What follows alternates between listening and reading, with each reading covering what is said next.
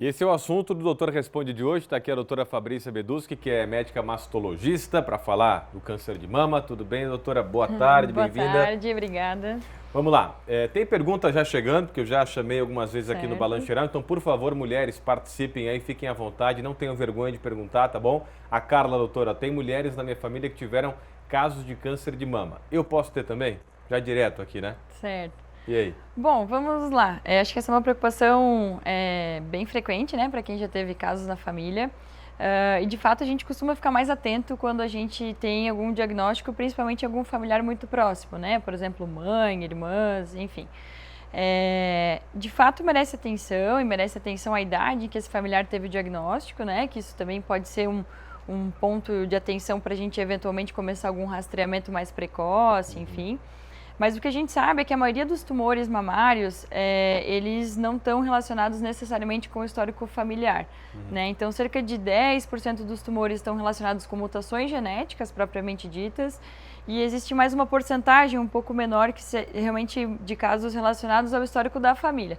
Mas a imensa maioria dos casos são casos que a gente chama ao acaso, né? Então, por isso que os programas de rastreamento englobam todas as mulheres. E a cura do câncer de mama, como é que tá? O nível de curar realmente, de se livrar disso? Exatamente. Quando a gente pensa em cura para o câncer de mama, a gente tem que pensar muito no diagnóstico no estágio em que essa doença foi feito o diagnóstico, né?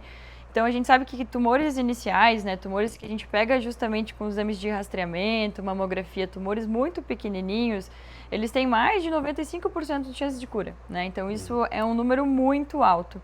Por isso que a gente fala tanto nos exames. Claro que a gente sabe que, infelizmente, no Brasil ainda, os nossos diagnósticos muitas vezes são feitos mais tardios, né? Então, às vezes com doença axilar, doença em outras partes do corpo, que acaba realmente tornando o tratamento um pouco mais longo e mais dificultoso.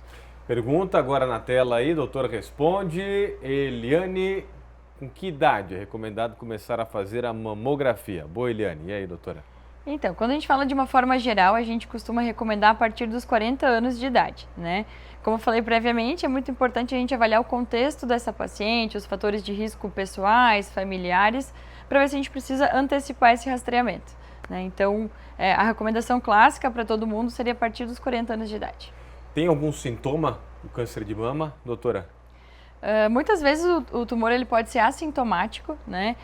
Mas dentro dos sintomas que a gente mais presta atenção é a questão de nodulação na mama, retração de pele, retração de mamilo, secreção saindo pelo mamilo, principalmente se ela for sanguinolenta ou transparente, né? Então são sinais que a gente fica mais atento, né? Vermelhidão, enfim.